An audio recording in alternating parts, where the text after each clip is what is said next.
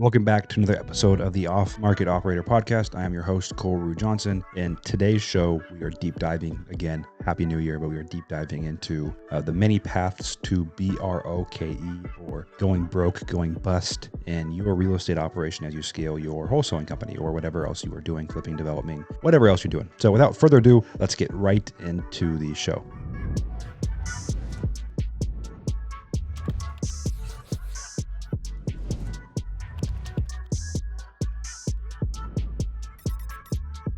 Well, this is another thing that as I was sitting on vacation at the end of the year, I spent 3.5 weeks in Europe, and then I spent a week or so in Seattle visiting family. And to end the year, we spent some time in Arizona visiting some other family, and had a lot of time to reflect and sit and think and strategize on my companies, where I want to go, my vision. And one of the biggest things I started thinking through is something called inverted thinking. And this is something I actually heard from Alex Hormozy, and I've heard from a few other guys, but essentially what this is flipping a business on its head. And so if you asked yourself, essentially, instead of asking yourself, how do I make more money this year? The question would be, if I wanted to go broke this year and I wanted to destroy my business and make less money this year, what are the things I would do? And asking yourself that question, you'll get drastically different answers. And I love this frame because it really helps you think through what I call the many paths to broke in business. And the reality is, no matter how much money you make in your business, what matters is what you take home and what you do with what you take home. And so the many paths to broke starts with understanding the inverted thinking and going, hey, I asked myself this question: if I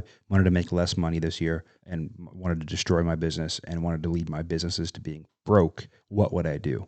What I kept coming back to over and over and over again is I would make sure that no one knew about my product and I wasn't doing any kind of marketing. Well, that's the number one thing I kept coming to. If you came to me and said, Cole, look at my business, what would you do to send us to being broke as soon as you possibly could? And I would say, well, the first thing I would do is take away all of your lead flow. Right? Because if you don't have any lead flow, no one's learning about your business, your audience isn't expanding, you only have your pipeline. And once that pipeline's gone, you don't have a business, right? Unless you're a recurring revenue business, and then you'll service that business for a while. But every business, even the best ones out there, do have some churn, and eventually that churn will catch up, and eventually you'll churn your whole client book. So if you don't have lead flow, new client lead flow, new people aren't learning about your product, your services, and your company, you are going to have massive issues when it comes to not going broke. So next thing I would do after leads, take those out, is I said, we wouldn't work our pipeline. And this exercise really helped me understand like how basic business is, right? If you have leads, you work them, and you have decent operations, you'll make money, right? If you have product market fit and you know what you're doing. And so the second thing I said, okay, I would cut off lead flow, and then I wouldn't work our current pipeline. So what did that tell me? Invert that, right?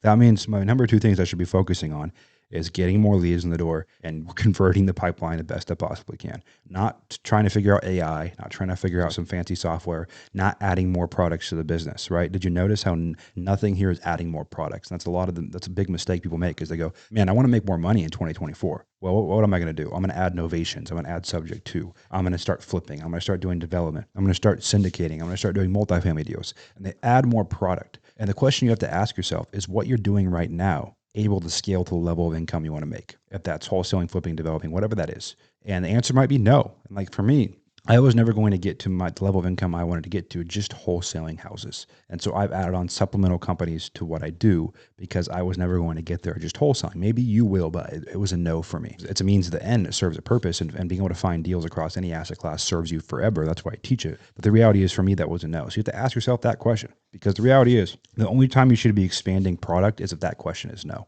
But even at that point, you can get a massive amount of traction and progress on that end of things by sticking to your product. So two things we've covered so far: marketing, more exposure. Because the reality is, if you want to go broke, the first path I would cut off is leads. The second path I would cut off is pipeline. And the third thing I thought, man, if we cut off leads, we cut off pipeline, we're still going to have some businesses already happening, right? Someone we're already servicing, contracts we already have. And so my third thing was, well, we'd stop fulfillment. And not just stop fulfillment, but we do fulfillment in a terrible way that makes people not want to work with us. And that's transaction coordination. That could be working with buyers, whatever that is. So for me, I said, man, in any business, if I wanted to go broke, if I cut off leads, I cut off pipeline, and then I cut off fulfilling current customers, you don't have a business. And so flipping that on its head, because I'll do an exercise at the end of the year where I will write out, usually every day for 2 weeks straight, each business, where I want it to go, what I want the end state to look like. And by the end of those 2 weeks in the year, I usually have a very clear picture of the next year. And it got simpler and simpler. It went from 4 pages to 6 pages to 8 pages, back to 3 pages. Finally, my end version is 1 page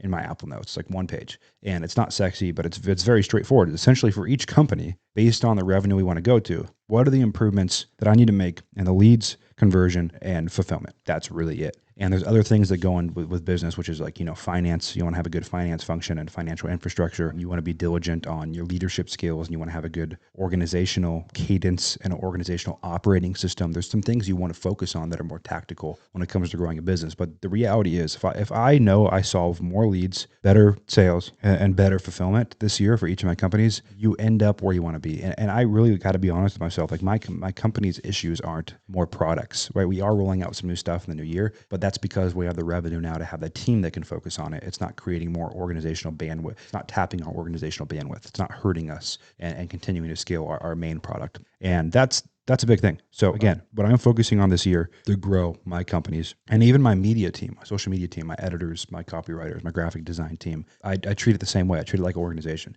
And what we're focusing on is more awareness or more lead flow. And let's actually put this into practice. So if you're running a wholesale company in 2024, you want to find more deals. Let's start with 1, more lead flow. Okay. Let's say we're going to do cold calling. Start with number 2. Then we're going to do better conversion. We're going to go take a sales course, or we're going to, to improve our sales process. We're going to record our calls. We're going to do daily huddles. You're going to do something to improve number 2, which is sales. Number 3, fulfillment. You're going to do something to get better at fulfillment. You're going to hire a part-time transaction coordinator. You're going to create a post-close packet that your sellers get that walks them through as a wholesaler from contract to close, what's going to happen to them, who's going to communicate, all that kind of stuff. And then on top of that, you want to work on the business and work on your financial infrastructure, bookkeeping, your organizational operating system, your org chart, your team, payroll, all of that kind of stuff. You want to smoothen out and buy back your time with using things like virtual assistants, like I've talked about before. But that is what I'm focused on this year. And I really got there by simplifying inverted thinking. So I would challenge you, anytime you face an issue in your business, instead of going, hey, how do I make more money? How do I get more leads? You say, man, if I want to destroy my business right now, what's the first thing I would cut?